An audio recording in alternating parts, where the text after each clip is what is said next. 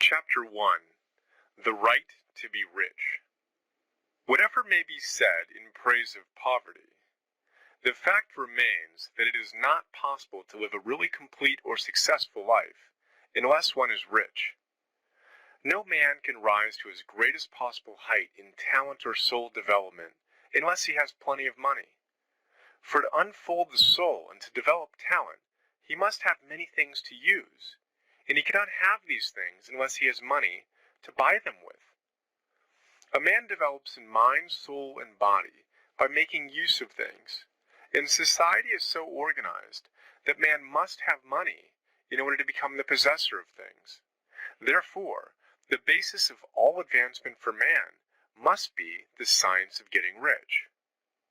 The object of all life is development, and everything that lives has an inalienable right to all the development is capable of attaining.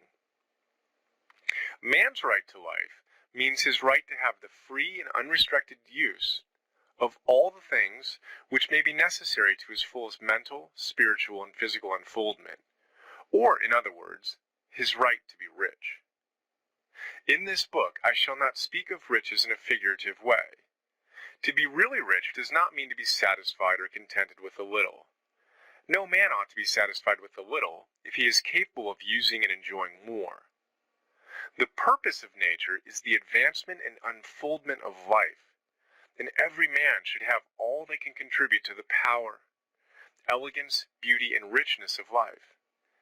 To be content with less is sinful. The man who owns all he wants for the living of all the life he is capable of living is rich, and no man who has not plenty of money can have all he wants. Life has advanced so far and become so complex that even the most ordinary man or woman requires a great amount of wealth in order to live in a manner that even approaches completeness. Every person naturally wants to become all that they are capable of becoming. This desire to realize innate possibilities is inherent in human nature. We cannot help wanting to be all that we can be. Success in life is becoming what you want to be. You can become what you want to be only by making use of things, and you can have the free use of things only as you become rich enough to buy them. To understand the science of getting rich is therefore the most essential of all knowledge. There is nothing wrong in wanting to get rich. The desire for riches is really the desire for a richer, fuller, and more abundant life, and that desire is praiseworthy. The man who does not desire to live more abundantly is abnormal, and so the man who does not desire to have money enough to buy all he wants is abnormal. There are three motives for which we live. We live for the body, we live for the mind, we live for the soul. No one of these is better or holier than the other. All are alike desirable, and no one of the three, body, mind, or soul, can live fully if either of the others is cut short of full life and expression.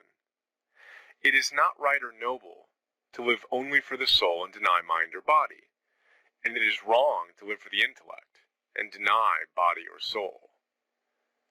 We are all acquainted with the loathsome consequences of living for the body and denying both mind and soul, and we see that real life means the complete expression of all that man can give through body, mind, and soul. Whatever he can say, no man can be really happy or satisfied unless his body is living fully in every function, and unless the same is true of his mind and his soul. Wherever there is unexpressed possibility or function not performed, there is unsatisfied desire. Desire is possibility seeking expression, or function seeking performance. Man cannot live fully in body without good food, comfortable clothing, and warm shelter, and without freedom from excessive toil. Rest and recreation are also necessary to his physical life. He cannot live fully in mind without books and time to study them, without opportunity for travel and observation, or without intellectual companionship. To live fully in mind, he must have intellectual recreations, and must surround himself with all the objects of art and beauty he is capable of using and appreciating. To live fully in soul, man must have love, and love is denied expression by poverty. A man's highest happiness is found in the bestowal of benefits on those he loves. Love finds its most natural and spontaneous expression in giving. The man who has nothing to give cannot fulfill his place as a husband or father, as a citizen, or as a man. It is in the use of material things that a man finds full life for his body, develops his mind, and unfolds his soul. It is therefore of supreme importance to him that he should be rich. It is perfectly right that you should desire to be rich. If you are a normal man or woman, you cannot help doing so. It is perfectly right that you should give your best attention to the science of getting rich, for it is the noblest and most necessary of all studies. If you neglect this study, you are derelict in your duty to yourself, to God and humanity. For you can render to God and humanity no greater service than to make the most of yourself.